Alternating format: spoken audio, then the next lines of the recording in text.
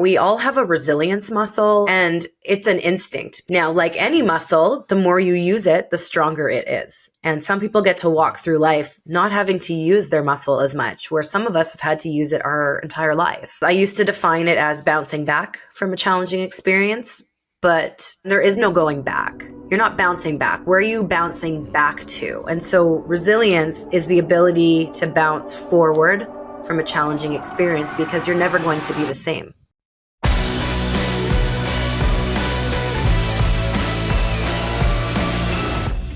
Welcome to Evolve Leadership, the arena where high-achieving leaders are challenged to redefine their limits. My name is Angus.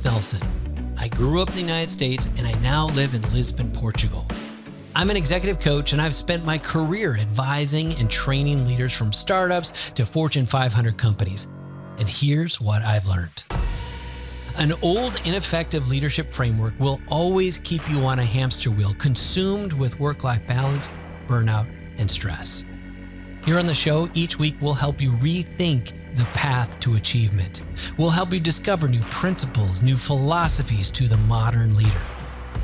Look, the world is relentlessly changing, demanding a new era of leaders. It's time to redefine your limits. So enter the arena, my friend. It's time to evolve.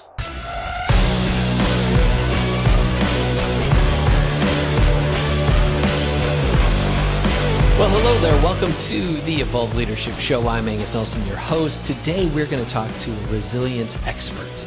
And she is the author of a book called Resilience AF. She has her own podcast called the Radical Resilience Podcast. She's going to take us through some concepts of not only her story and how she came to know what she knows, but also what you can do to think differently about some of the challenges you face in your company and in your life. I think you're going to enjoy some of the depth and the vulnerability in the show and get a perspective of what it means to be resilient. Let's jump into that interview right now. Well, hello there, Blair. Thank you so much for being on the show.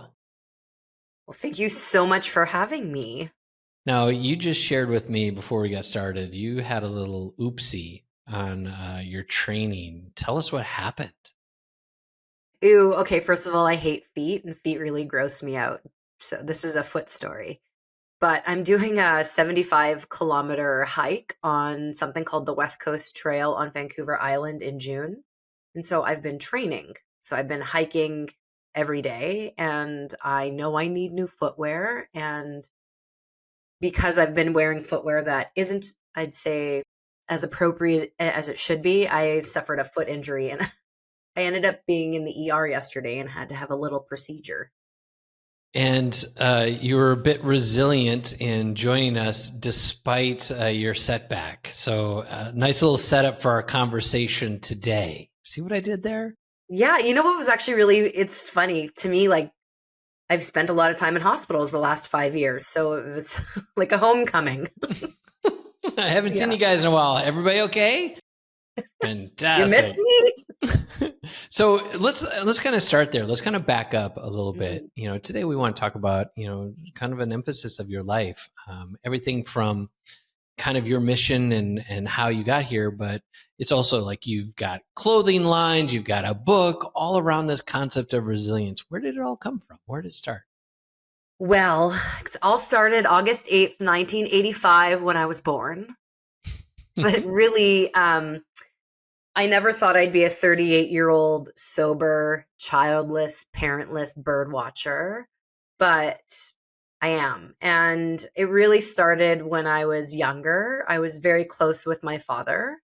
And in the 80s, my dad developed a very bad addiction to drugs.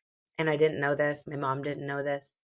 And I was very close with my dad, but when I was 7, my dad's addiction got really bad and he had to sell his business and he left the family. And I became a child of divorce and I didn't understand why my father wasn't in my life, why he would tell me he would come to my birthday party and not show up, or tell me he would pick me up for family time for McDonald's and like call me and be like, I'm running late, and do that again and again and then not show up. I thought my dad stopped loving me. And so growing up, I had a lot of anger, resentment, abandonment issues, undiagnosed depression, anxiety. one of the most important people in my life, I thought stopped loving me. And no one talked to me about my parents getting divorced. No one talked to me about my dad. And if they did, it was mostly in the not so positive light. And so I had a lot of anger and hate. But in my 20s, I actually went to a personal development weekend and I was given the tools I needed to forgive my dad. And I wasn't looking to, it happened. And my dad and I, during that weekend, had a beautiful conversation. I decided to accept him for who he was, and whatever relationship he was able to give me, I'll accept it. And we began a really beautiful journey. And I never thought I'd have a second chance, but he would come to visit me. I'm from the middle of Canada and I lived on the West Coast. And so he would come and visit me a couple times a year. And I got my father back. I got another chance. He walked me down the aisle at my wedding with my mom. But at the end of 2018, we learned he was terminally ill. And I felt robbed. Like I just had gotten back in my life and now he's being taken away from me. And I didn't know really how to process that. And I started sharing our story. I started letting those skeletons out of the closet with anyone who would listen. Like I was just trying to process what's happening. And I'd go for coffee with friends and talk to people on the phone. And I was getting feedback. Blair, wow, your story of your forgiveness and your dad's addiction and your resilience has inspired me to forgive my dad before they pass away. Mm-hmm. Your story has inspired me to get a therapist. Your story has inspired me to be sober. So I went to my dad and I said, what if we write a book and we gather stories of resilience from around the world? And then we bookend this book with your story at the beginning and mine at the end. So when you're no longer here, we can still help people. Mm-hmm. And so March 2019, we started the Global Resilience Project. When I say we, it's me. And I thought that I would just be focusing on the book and my dad's end of life and making memories. But I really was tested about my resilience. And from when we launched the project until the first book coming out 3 years later, I lost my grandfather, who was like my dad. He helped raise me. That was sad. On the way home from his funeral, we got in a car accident and I got a brain injury, like a concussion. A couple months later, my husband almost died. He had a heart attack and open heart surgery, a quadruple bypass surgery. And a few months later, it was the pandemic. We learned that fertility was not maybe in our cards, that we would struggle. We were struggling with it. We were trying to have children and that I had to go for further tests and it might not be possible naturally. That was devastating. And then about a year after Shane's heart attack, we got pregnant without trying because we kind of gave up. And that was exciting. But unfortunately, we miscarried. And then 3 weeks after the miscarriage, my father-in-law suddenly died after a 3-week battle with cancer.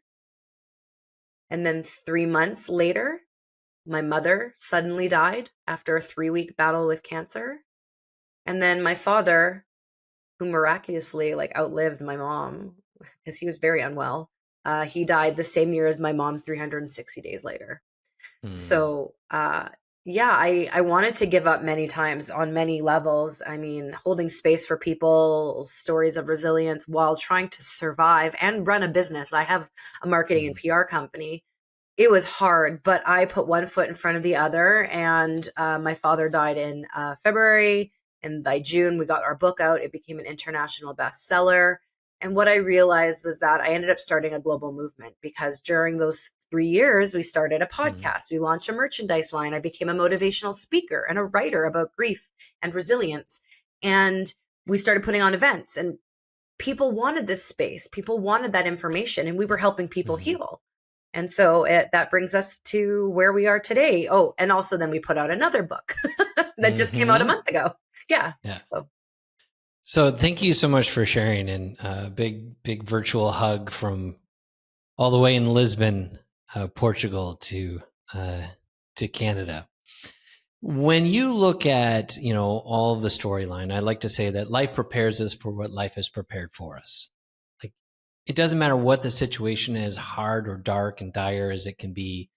And whatever we've gone through is like, it gives us the opportunity to learn something about ourselves, learn something about humanity. It gets us to open our eyes to see or do or take action on things we otherwise never would or were never ready to.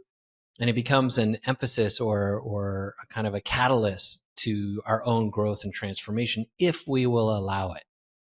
For you, going through your 20s, and you made this transition and turned it into growth from the tragedy or the trauma that you experienced, and then to have all of these things move forward in your life, or flash forward in your life, what has it been about resilience and that tenacity or that perseverance? What would you say are some of the key components of you staying grounded and present?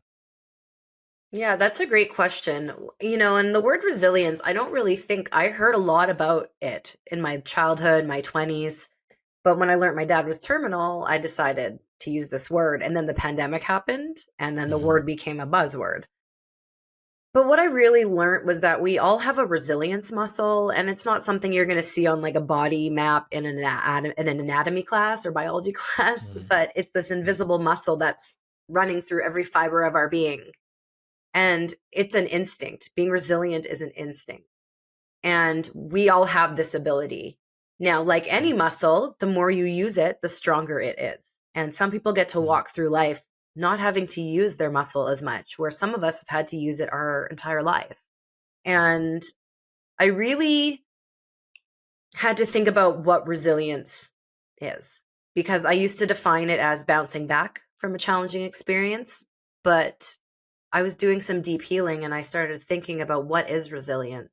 And there is no going back. You're not bouncing back. Where are you bouncing back to? And so resilience is the ability to bounce forward from a challenging experience, because you're never going to be the same. And I think that when life gives you a hard challenge, and that can be different levels for different people, and there's no right or wrong, you get through it. You don't know, you're not like, I need to activate my resilience muscle, or, oh my gosh, like, what are the things I need to do? Like, you go into survival mode and you put one foot in front of the other. And I mean, because I've kind of been in survival mode before, and I've had a lot of other traumatic things happen. Like I fled an abusive relationship and I was briefly homeless. Like I'm sober now. Like I've had a lot of things happen. And I think that, you are naturally meant to survive. And you don't always know how you're going to get through it, but you do. And it's always in hindsight and in that reflection that you're able to look at, this is what I did. But there are things that you can do to rewire your brain to be more resilient.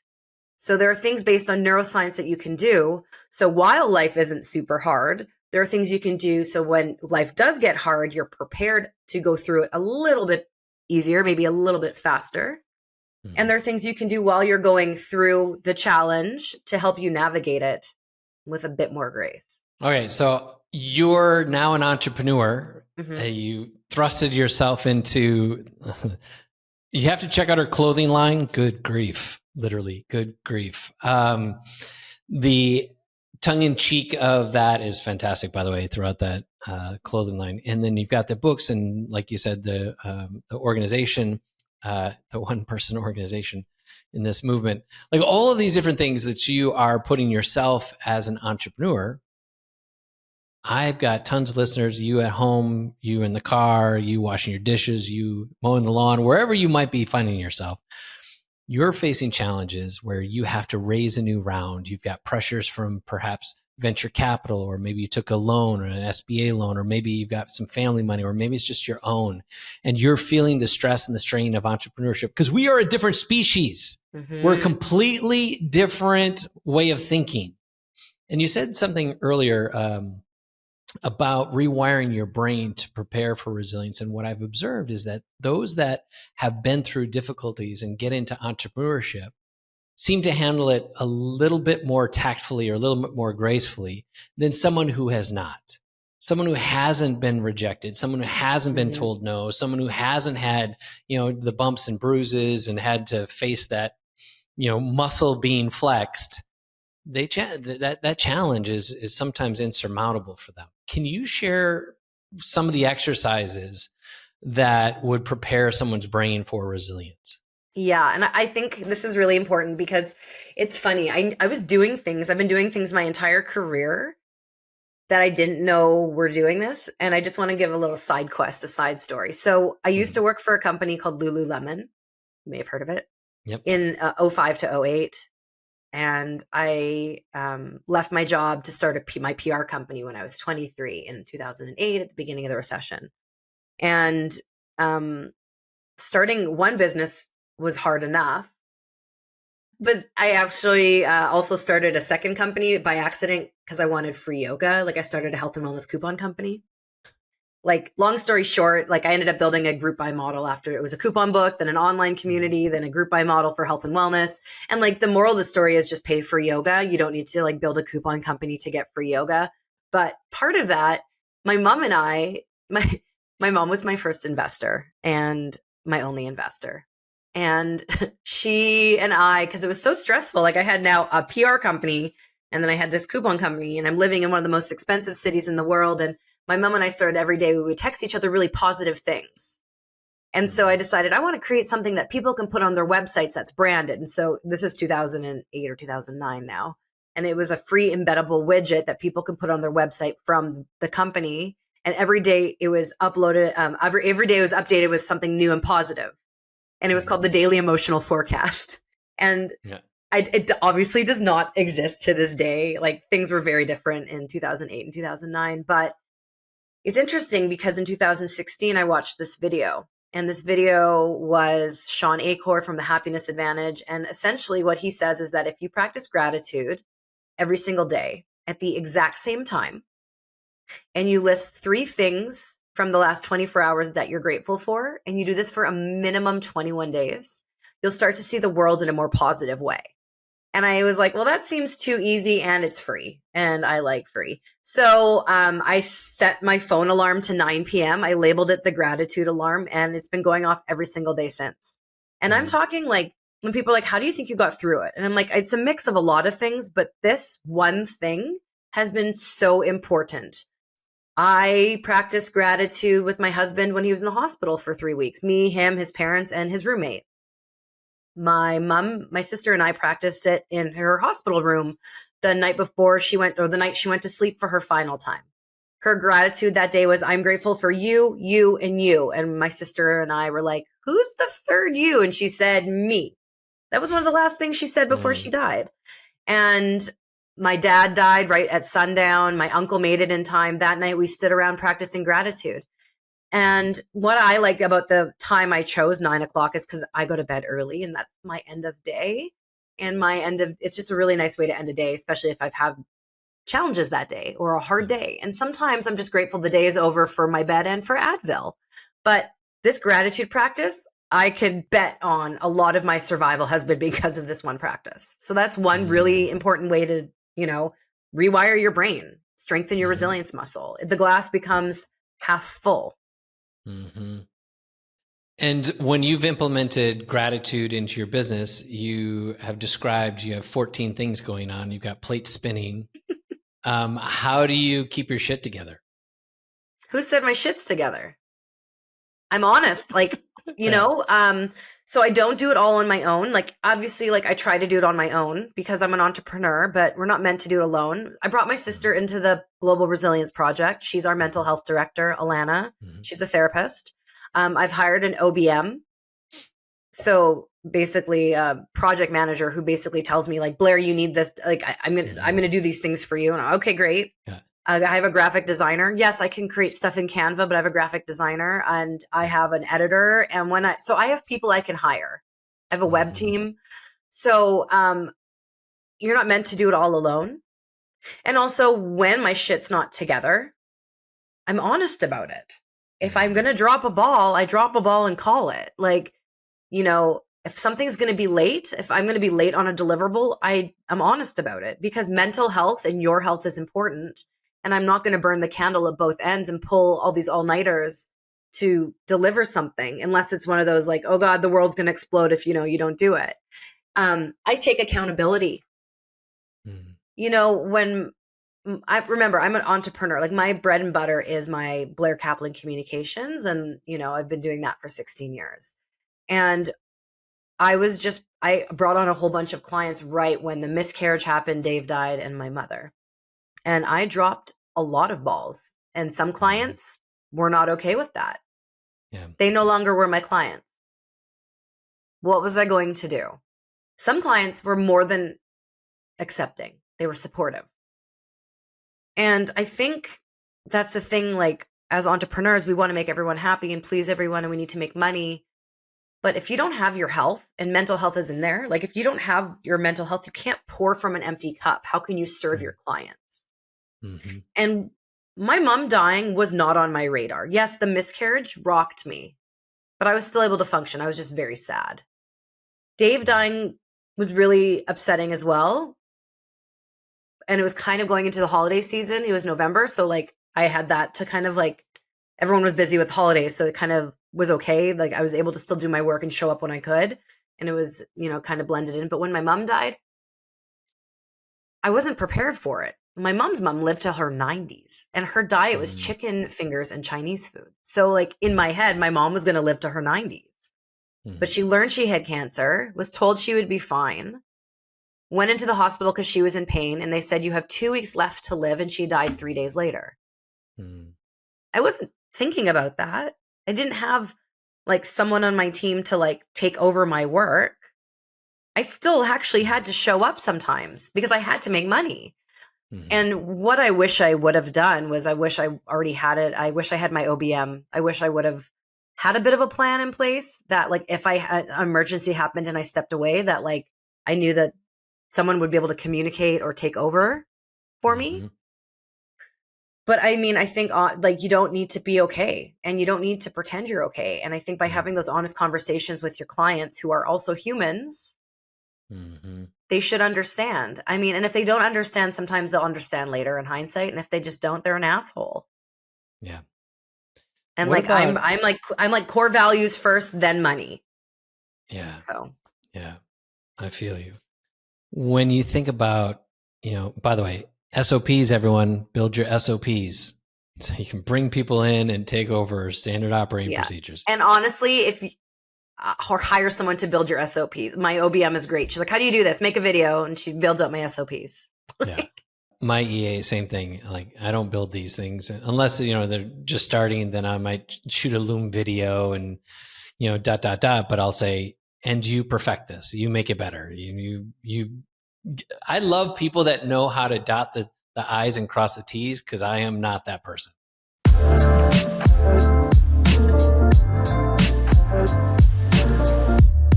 Before we continue, I want to acknowledge something important. By listening to this show, you are taking a step that many leaders are frankly unwilling to do, and that is invest in yourself. And to honor your commitment, we want to invest in you. Our research shows that elite leaders excel in 6 core areas, and we've developed a quick 2-minute assessment to help you highlight your strengths, uncover your blind spots, and see how you stack up against other top leaders. You'll get a personalized report that pinpoints the areas you can address to evolve into that next level leader. So, to see where your leadership stands, go to rankmyleadership.com. Now, back to the show. Yep. And you know what? And I just want to say, like, if you don't have an SOP and shit hits the fan and you need to like step away, you could always rebuild. It's okay. If the thing is burned to the ground, build it again. Be a phoenix rising. Like, it's not a big deal. Like, it's going to feel shitty, but you're never like, if someone's sick and dying, like, you're never going to have more time. Yeah. Like, go spend the time with your family and let balls drop elsewhere. Let's dive into that a little bit, because that goes against some of the ego, goes against some of the common, like, standard practice for our westernized society. Is they believe they need to sacrifice all for all expense. What is your observation when you're talking to a fellow entrepreneur who's, burn the boats and they're all in on building their business, but negating their own well-being, their own sanity, and their own relationships? that was me. I've had relationships end. I've sacrificed my social life, my health. When my mom died, she was 62. My dad was 66, and he was very unwell. Like, he was on like a medical disability. My father-in-law was 66. My mom and my dad and my father-in-law didn't get to live the life they wanted. My mom, all she talked about was when I retire, when I retire, when I retire. Same with my father-in-law. 3 parents dying in their 60s, and my husband in his early 40s almost died. My own mortality was questioned. And I didn't have a nervous breakdown, but I had a midlife crisis. I was like, okay, well, I know I'm not having kids. We're not having kids. And I'm good with that. We decided, but I'm just going to be a mother to many and cool Auntie Blair. Yeah. But I was like, the work I'm going to do in this world is to help people strengthen their resilience muscle. But also, I was like, well, I don't have kids. I'm not going to die with my money. And there's this huge laundry list, not even a laundry list, a bucket list, huge bucket list of things I want to do. And I got to go do them, because if I'm almost 40 and my mom died in her 60s, I only maybe have 20 years left. Yeah. My mortality is questioned, because if I think about how fast the last 10 years went, 15 years went, 20 years went, 20 years is going to go by like that. And so I kind of like went very extreme, and I went to Africa and I helped open a children's center for at-risk youth, not through a program. I met a man on the internet, liked his mission, believed in him. And it was a very interesting story for another time. And then I went to Uganda and I tracked gorillas in the Burundi impenetrable forest, which was a bucket list item. And then I went to Croatia and I traveled around there, and I spent 5 weeks away from home really trying to find myself. And I needed that to re-put my feet on the ground. And I came back with like, okay, like, you still need to make money. You shouldn't spend every single penny to your name. That I did. Cause I was like, I'm probably going to die anyways tomorrow. And it's okay. I'll rebuild. Like, literally, like, I didn't burn it to the ground, but I don't know. I had to go track gorillas. But I didn't, that was the first time in my business that I wasn't doing any business development leading up to the trip or while I was gone. So there was like 10 weeks there of probably no business development. And I had a couple clients, and one of my bigger clients, because of the economy, put me on pause. And then I came back and I had to rebuild. That was the first time it's ever happened to me. And I have no regrets. Like, but anyways, so the question is, I sacrificed time with my mom and my family, and even with my husband. Like, I travel if there's something I want to do, and he might not come with me. And when I came back, my like feet got planted and I got regrounded. I went through a really deep depression, just because of the stuff I saw in the world, and like how some people with so little in, Ghana are the happiest people I've ever met, and just like really questioning my place in this planet, and like also my lifespan. And really, my advice, like, no one's going to remember that you worked 15 hours a day, and being busy isn't a badge of honor. And the one thing you're never going to get is more time. You're never going to get more time, and especially with the people you love. I thought I was going to have at least another 30 years with my mom, and I had a couple days. And you never know what can happen. Like, are you sacrificing because why are you sacrificing that time with your family? Are you avoiding them because you're not happy? Are you, trying to make ends meet? Like, what is the reason? And like, you can work backwards, but we shouldn't have to sacrifice time doing the things we love with the people we love, because we're trying to prove ourselves to the other people in the same like circle of ego. And you know what? You're so focused probably that you're not really actually paying attention to your competitors who are also sacrificing all the good things in life to make money. And honestly, your money doesn't really bring you happiness. Like, are you happy? Because I can tell you the happiest I've been. Like, yeah, like I spent a lot of money, but like on my trip, and it was because I had a bit of an inheritance. Like, but some of the happiest moments are when I'm not like, I'm out in the woods camping or hiking with my friends and family, or, in nature. It's not about like me, taking my huge paycheck or, all the money in my bank and buying things. And coming back from Africa, I was like, I don't need things. Like, I drive a 2010 CRV. Like, I would like maybe a little bit newer of a CRV, but like, I'm an experienced person and I'm a legacy person. And what do I want to leave on this planet when I'm no longer here?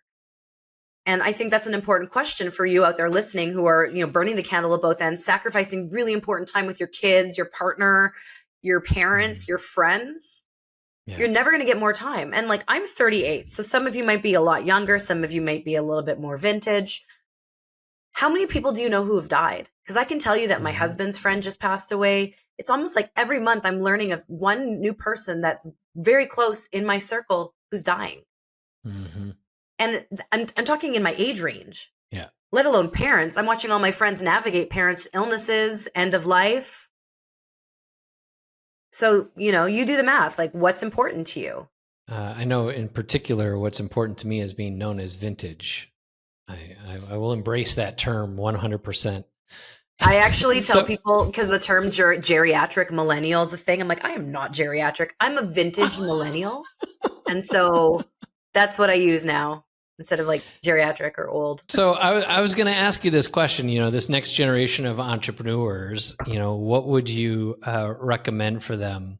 What advice would you give to them? I think you just laid it out so plain.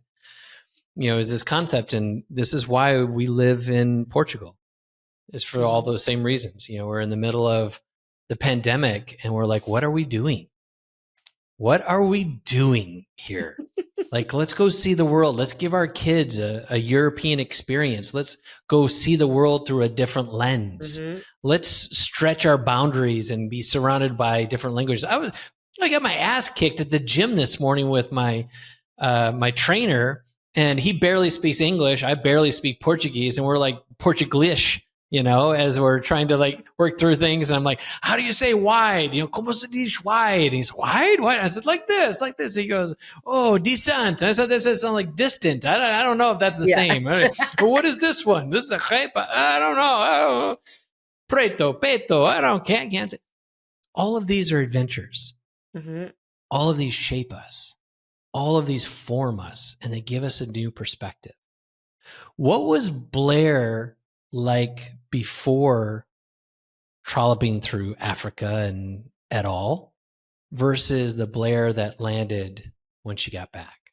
The Blair that left for her trip felt like there was a sense of urgency to do all the things at once because she was going to die. And she kind of didn't, like, she put herself first in a way that she never had before. As in, no one else's opinions mattered. And coming back, I re-understood the value of money. I re-understood the value of happiness. And I think I re-understood the value of life. Because I was, right outside of Accra, which is one of the main cities in Ghana. There's a area, the Volta region, this little town, Hohoi, Wegbe, they call it America Town. This is where this children's center is. I was sitting there, and it's a different part of the world, like very far away, very different. Like, I felt like I was kind of going back in time, and things were more simple. And, watching kids walk back from like the river with buckets of water on their head, and just meeting kids at the center who like went to the forest, chopped down bamboo, brought it back, who are like 11 and 12 or 10 and 11, built pergolas and fences. And then thinking about what kids are like in North America at 11 and 12, where these kids are just dreaming of that type of life. But these kids are very happy and curious. And that really got me thinking about, the Western world and, are we happy? Do we know what happy is? Are we being told we're happy and we're thinking we're happy? I mean, I'm on antidepressants. I'm on Zoloft. I've tried to go off them. I learned the hard way that I need to be on antidepressants. But I think we are just so inundated with stuff here. Social media, technology, like, are we on our little screen while watching the big screen because we just got off the medium-sized screen, and then we have our watch on our screen and we're so inundated, and there's ads and negative media and all this stuff. We're like, we don't know how to feel anymore. or were confused. You know, swamp water, like, you know, when you go to the pop station and you pour like Coke and Sprite, it's called swamp water. And I think coming back, I was really depressed because like I felt like everything I kind of knew about like happiness wasn't right. And I didn't know. Like it took me a while to integrate because I went from there to being with like really high level, very successful, like hot, 7-figure entrepreneurs. Like I went from hanging out with people whose mattresses are on like the ground, if they have a mattress, some have no hot water, some don't even eat one meal of rice a day, to like tracking gorillas in the jungle. And I was at a 5-star lodge, had my own cabin, and they woke me up, or my own cottage, like my own like fireplace. And like every day they woke me up with like a latte and warm cashews. And it was just such a mind-boggling experience of like the level of existence I saw to like what I was experiencing in like matter of days. And I came back and I'm like, I want to make a difference. And why do I want to make money? I know how much I need to survive. Again, I told you, like 2010 CRV, like I'm not a high maintenance person. Like we live in a modest home. We're renovating it. That's expensive. But I'm not a stuff person. Like I like sentimental things. Like I buy art when I travel. And when I say art, it's like something someone on the side of the street paints. It's cool and I'll buy it. But why do I want to make money? And I know that the more money I do make, the bigger impact I can have, because the Global Resilience Project is a social enterprise. And that's how we were able to open a children's center for at-risk youth. The Good Grief shirts, we donate a portion of that to Camp Erin, which is a summer camp that supports children who are navigating grief of parents and siblings. And the more money I make, the more I can put into the project, the more I can help, the more we can give back to the community. And I know that even if I make enough money to survive, the work I'm doing through the project is always going to be enough, but there's always more we can do. And I got very clear on why do I want to make money. Like I've never made $1 million. I'm not going to even pretend I've made like $500,000. I'm good at making, multiple 6 figures, like consistently, but I want to make $1 million because I want that experience. But I also know the impact I can make with that. 100%. And yeah, and I just like I want to help. There's so many people I want to help, and it's just the world. There's a lot of people there that need our help. Like, imagine how many people. Let me pause for a second. Yeah. Let me pause a second. How can people help you? How can our listeners support, what you're doing with the resilience, project? Yeah, a big way to support us is you can go to our website, theglobalresilienceproject.com. You can buy merchandise on that. You can buy we have 2 books available. The Global Resilience Project, that's the name of the first book. The second book is Resilient AF, Stories of Resilience. And if you have a story you want to tell, you can reach out to us through the website, because we are accepting submissions for our 3rd book. And you can just follow us on social media, Global Resilience Community, spread our word. Like maybe someone in your life is struggling. Maybe they need to know we exist, because we are that safe space for people to share their stories and to heal. Lastly, someone's listening to this and they're like in the throes. They're not happy. They're going through the stuff. And they're having sleepless nights, waking up 2, 3 in the morning, staring at the ceiling in hot sweats, and their heart is pounding. They're just trying to make it. What do you tell them? Well, you're not going to feel like this forever, but you have to want to make change. And it's totally okay to not be okay. And there are things you can look at in what you're doing that you can remove from your life. How you start your day matters. And it's important to share your story. And so that might mean waking up and journaling. Maybe it's time to get a counselor or a therapist who might recommend medication or certain breath work. But there are people and resources out there that can help you. I love it. And been there. If you are listening, you are not the only one. And Blair has shared her stories. If you've listened to this show long enough, you've heard mine. And we're at a place where the whole element of evolved leadership is to this point of being real, being tangible, reassessing, reevaluating, and recreating who we wish to be to change the world. Thanks so much for listening. Blair, thank you so much for being a part of this. If somebody wants to get a hold of you, what's the best way to get a hold of you? Well, me personally, I am very big on Instagram and LinkedIn. Blair from Blairland on Instagram. Or follow me on LinkedIn, Blair Kaplan Venables. And if they want to strengthen their resilience muscle, where can they go? theglobalresilienceproject.com. Thank you guys for listening. We'll have links in the show notes. We've also got a workbook for you to go through on the 5 secrets to strengthening your resilience muscle. You can find that link in the show notes.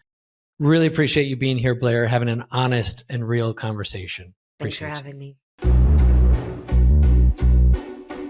As we wrap up another episode of Evolved Leadership, thank you so much for taking time to invest in you. If there's to be any sustainable growth in your company or even in your relationships, you must grow first. And it's what I love to do for leaders, to help them grow, to challenge their thinking, sharpen self-awareness, to instill an unshakable confidence, and ultimately upgrade their sense of self.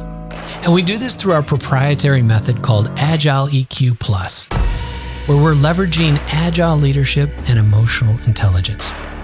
We provide our signature training for individuals, and for businesses, we've designed a unique curriculum for company-wide learning and development.